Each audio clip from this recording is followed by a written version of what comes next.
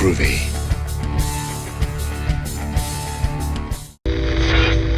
Hey everyone, welcome back to the channel. In this video we discuss a film about a demon, which is really a Sasquatch. Today I review the 1980 classic Night of the Demon, not to be confused with the 1988 film Night of the Demons with an S, which are two totally different films. The film follows a team of researchers on their quest to uncover the mystery of why folks are dropping off like flies in a grisly fashion. Much as with any horror film really, nosy college kids poking around, bodies start piling up, you get the idea. Anyways, like I said earlier, the title of the film is Night of the Demon, when it really should be called Night of the Sasquatch. The film was shot in 1979 in Valencia, California, near Six Flags Magic Mountain on a budget of only $70,000. Michael J. Cutt, who plays Professor Nugent, passed away Christmas Eve of 2022 from a brain tumor at the age of 57. He's been in such movies as Volcano and Kiss the Girls. Bob Collins, who played Roy, was in Police Academy where he played a drill instructor, and in the famous crime thriller Seven, where he played a bodyguard. The kill scenes, for the exception of the very end scene, were filmed after poor reception from a test audience and were later added in as Professor Nugent's campfire stories. This was done to boost the movie in production and get more people into seats. The final scene of the movie, however, was filmed in the producer's garage in Los Angeles due to budget constraints. Night of the Demon was on Britain's notorious Video Nasties list after the additional kill scenes were added.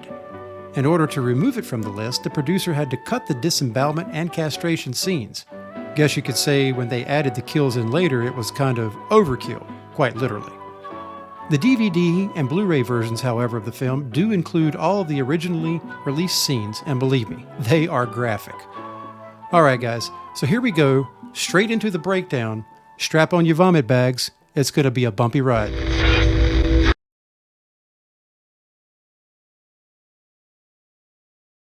Laid up in the bed here is Dr. Nugent, an anthropologist professor at a local college that really doesn't matter at this point. But anyway, he's explaining to the authorities and the doctors what happened to him and how he lost the Invisible Man contest. He begins his story with yet another story to his anthropology class of a guy who went fishing. Yeah, this guy. Only to get killed by a demon who we quickly find out is a Sasquatch and not a demon at all. Big spoiler alert here. The Sasquatch uses his demon vision to focus on the inept fisherman. The fisherman has his arm ripped smooth off, and of course we can only assume he bleeds to death.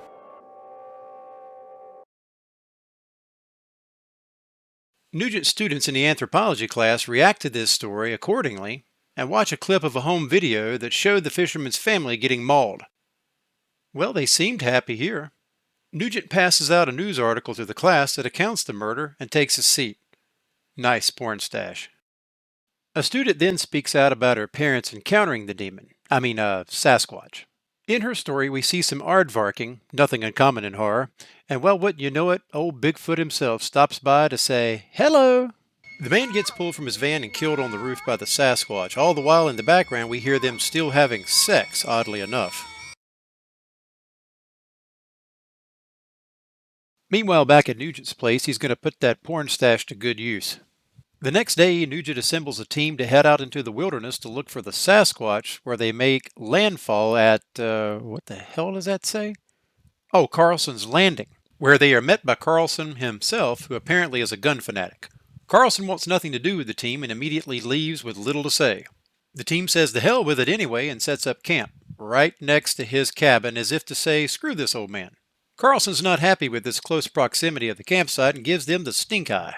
You promised to cook and scrub if we let you come. Sexist.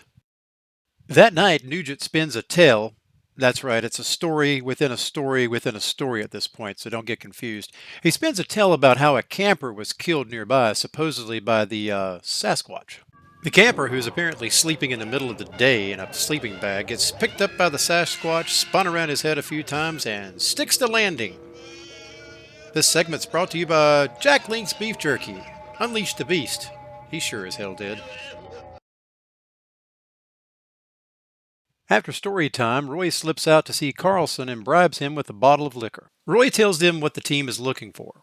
Carlson says there's a beast in the woods and briefly talks about a woman named Crazy Wanda. Roy clearly tells Carlson his theory on bipedal human-like beasts covered in hair is total bullshit. Typical college student. Smart ass. Roy then runs back to Team Nugent, letting them know that Carlson is hiding something. Nugent becomes suspicious and tells the team to start asking everyone in town about Crazy Wanda the next day. The next morning, Nugent talks to a shopkeeper, another team member talks to a random-ass clergyman, one talks to a stereotypical teenage girl who stereotypically knows jack shit, while the other talks to a teacher who gives also very little insight. Very helpful town here. And the last one goes to a local mechanic, because who would know better than a local mechanic, right? They tend to be the gossipers anyways. Did I mention the mechanic is also a card-carrying member of the Porn Stash Club? Scooby and the gang meet back up only to find out that they still know nothing and that montage of questioning we just saw was a waste of damn time. During all the commotion, a random deputy stands nearby, smokes a Black and Mild while listening in on the conversation. By the way, this actor had nothing to do with the rest of this movie. He was just stuck in here at random and doesn't play an integral role later on in the movie. This segment of Night of the Demon was brought to you by Middleton's Black and Mild. Now, back to our show. Nugent and team move further upstream, while yet another random useless character appears. Yep, just like that deputy from earlier, he has no bearing in the storyline. I'm starting to think that maybe these people are just friends of the director, maybe part of the production team. Who knows? Once night falls, Nugent fires up another tale by the campfire. Wonder what it'll be this time. Another dismemberment? Let's see. This story is about a motorcyclist traveling through the countryside taking a piss when this happens. Yep. Nobody saw that one coming. I didn't see that one coming either when I first saw this film. In fact, there's a scene that was cut out right here with a little more gore in it. I had to leave that out of this video. It was a little too much. But I think you guys get the point. Later on that night, Roy and Nugent decide to sneak out and see what's going on in the woods nearby. Should we go see? Yeah. Where they find a cult gathering. Nurture those Or seeds maybe an within her orgy. to produce Hard to tell. your demon child. I think Roy and Nugent are as stunned as I am at this point.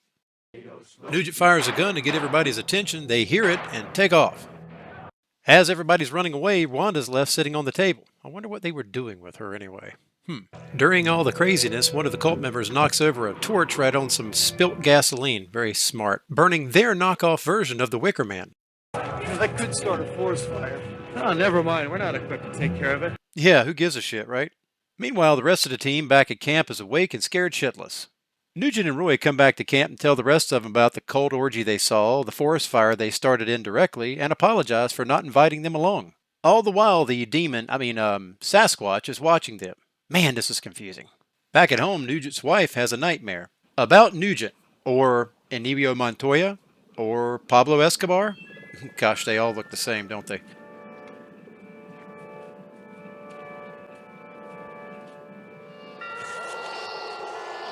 The Sasquatch goes directly for the jugular, which gives us our next dream kill. Yeah, it wasn't a real kill, it was in a dream. Back at camp the next morning, one of the team finds out that their boat was missing. Nugent finds a footprint near where the boat was missing and demands that a cast be made of it. Hopefully, no one took their plaster. Oh no, you know what I just realized? Our radio and ammunition are gone. Yeah, you guys are fucked. Team Nugent packs their remaining gear and heads even further into the wilderness. At this point, why not? They're so screwed they might as well go for broke. Once the team sets up camp that night, they start aardvarking their brains out. Apparently, the Sasquatch wants in on the action too. The team patches up his back with garlic powder, probably because they didn't have a first aid kit. You know, the guy who stole the boat earlier probably stole the first aid kit too. Savages. The next morning, Team Nugent decides to head over to Crazy Wanda's house out in the woods. She doesn't want to let anybody in, so Nugent bribes her with a piece of cheap-ass candy, which she gladly accepts. Once inside the house, one of the team members pulls out the cast of the footprint taken earlier from the riverside to show to Wanda. She loses her shit. I'm sorry. Later on that night, Nugent spins another tale, a 2-for-1 this time, about a woodsman and 2 Girl Scouts. The woodsman gets taken out by the axe-wielding Sasquatch,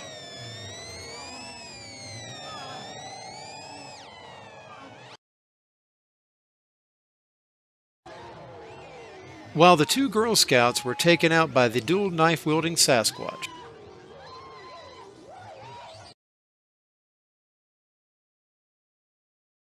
Roy heads back over to the McGinty Cemetery located at Wanda's house, while Pete's wandering through the woods mishandling a shotgun.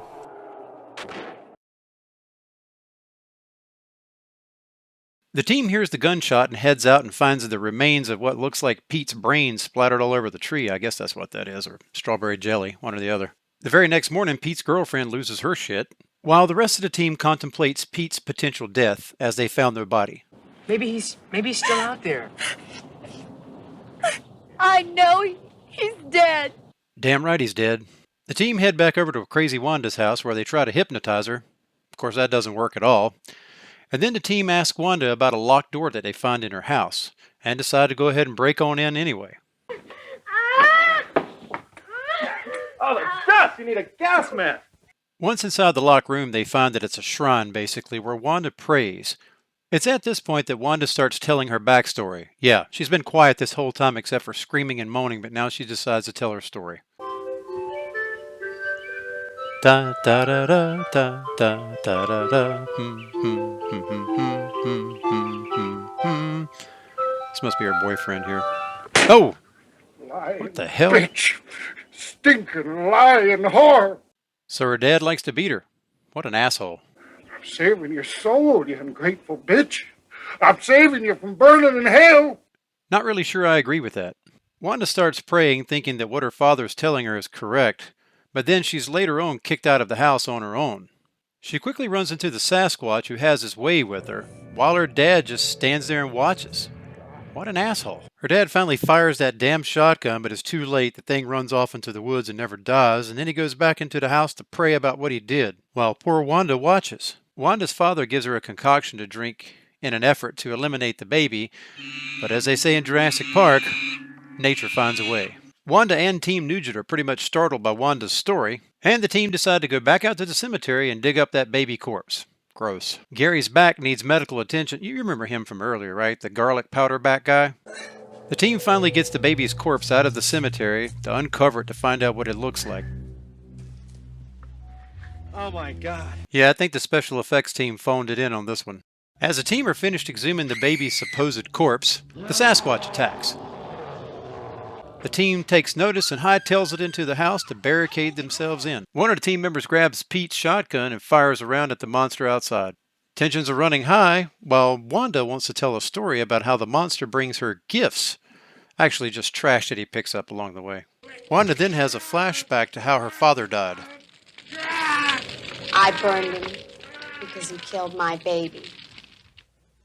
And to save its father. Pete's corpse from earlier finally shows up hanging from the front porch.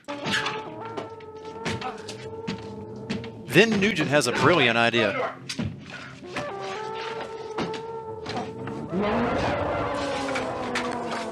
While everybody's running around losing their shit, Wanda's just cool as a cucumber, decides to go sit down in her rocking chair and chill out. Yeah, chill out. Apparently, they forgot to take photos, so now they decide to take photos of the beast at the very last second. Of course, it may be their last chance. Sasquatch is now in the house, and Wanda's still chilling out. The Sasquatch looks a lot like Bob Dylan, and the Sasquatch manages to get his hands on one of the female teammates, bringing us to our 9th kill.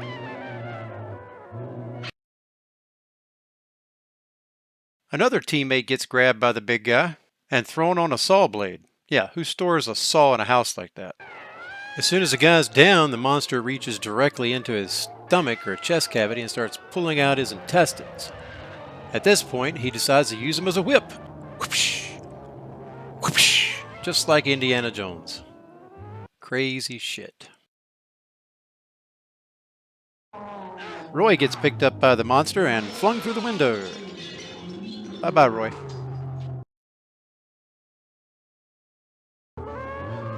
Monster grabs a pitchfork and goes directly after Pete's girlfriend next, stabbing her through the back, impaling her. She writhes around a little bit, then falls to the ground eventually. But wait a minute, what's this? Once the actress falls to the ground, it looks like there's some sort of cord or tubing going up her right pants leg. Kind of interesting. Maybe it was used for some visual effect or something that we didn't actually see that good on camera.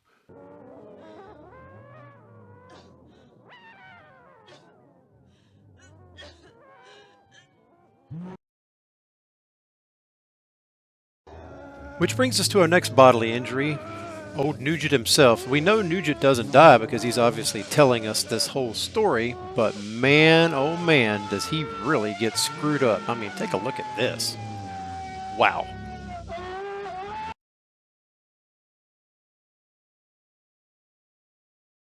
So now we're back to the beginning of the story where Nugent's telling his story to the doctors and authorities, only to find out this. My first diagnosis will stand. I have no alternative but to certify this man as criminally insane. Well, there you have it, folks. The doctor ends the story with saying that Nugent was just criminally insane and made up the whole damn thing. Well, if that were the case, we wouldn't have to sit through an hour and a half of this shit. Anyway, let's move on to the review. This film wasn't horrible, as I've seen way worse in my days. It kept me engaged for an older film, and that means a lot coming from a low-budget, older horror film.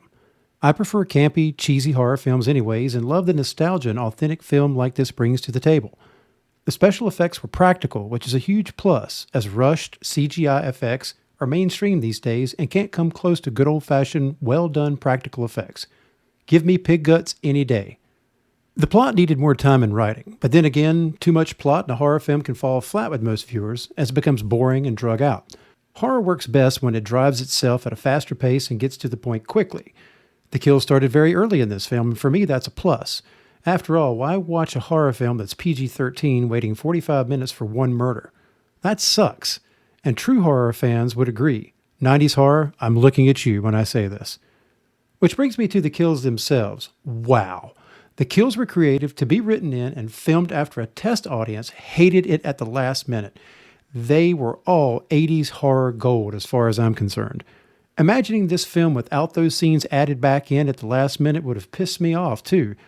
Good job, test audience, and kudos to the team for going back and shooting these sequences. You did the film justice in my eyes. The only thing that really wore me down with this film was the constant bad lighting. Many scenes were so dark, even on the Blu-ray release, they were hard to see. People's faces, objects, near and far, forget about the details. I mean, it was kind of bad, washed out at best. A quick trip to the hardware store and some clamp-up lights would have alleviated much of that with a low-watt bulb and a few drop cords. With that being my only real gripe here, I'm going to give this 3.5 out of 5 skulls. Thanks for watching. We'll see you next time.